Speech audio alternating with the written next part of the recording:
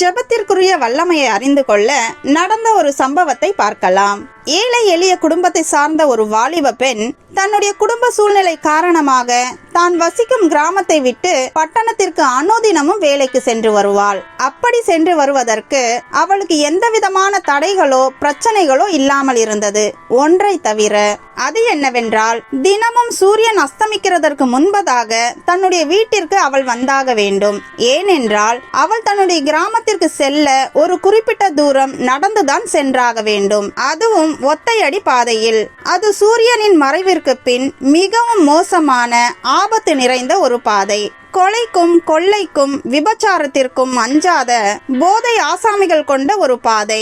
இதற்கு பயந்துதான் அந்த கிராமத்தை சேர்ந்த அனைவரும் மாலை மயங்குவதற்கு முன்பதாகவே தங்கள் வீடுகளுக்கு சென்று விடுவார்கள்.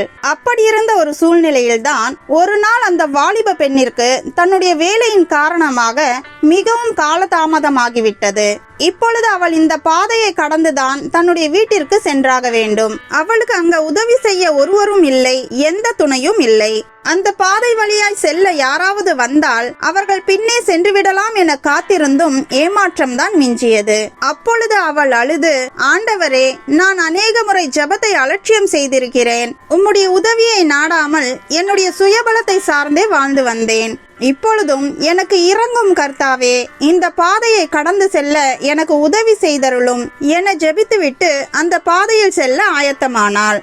அதை கடந்து செல்லும் போது அந்த கொள்ளை கும்பல் அவளை சீரழிக்க நெருங்கி வரும்போது இவள் ஜெபித்து கொண்டே முன் சென்று கொண்டிருந்தாள்.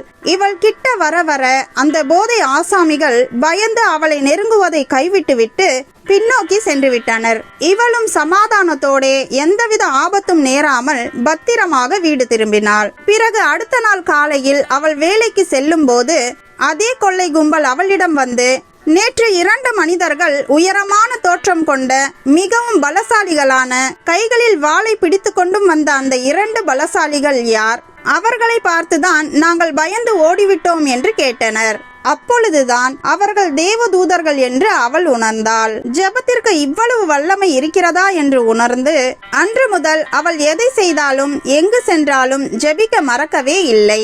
ஒருவேளை இந்நாள் வரை நீங்களும் ஜெபத்திற்கு முக்கியத்துவம் கொடுக்காமல் அதை அலட்சியம் செய்து கொண்டு வந்திருக்கிறீர்களா?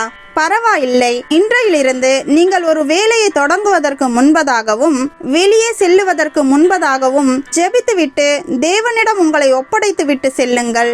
தேவன் உங்களுக்கு பக்கபலமாக இருப்பார்.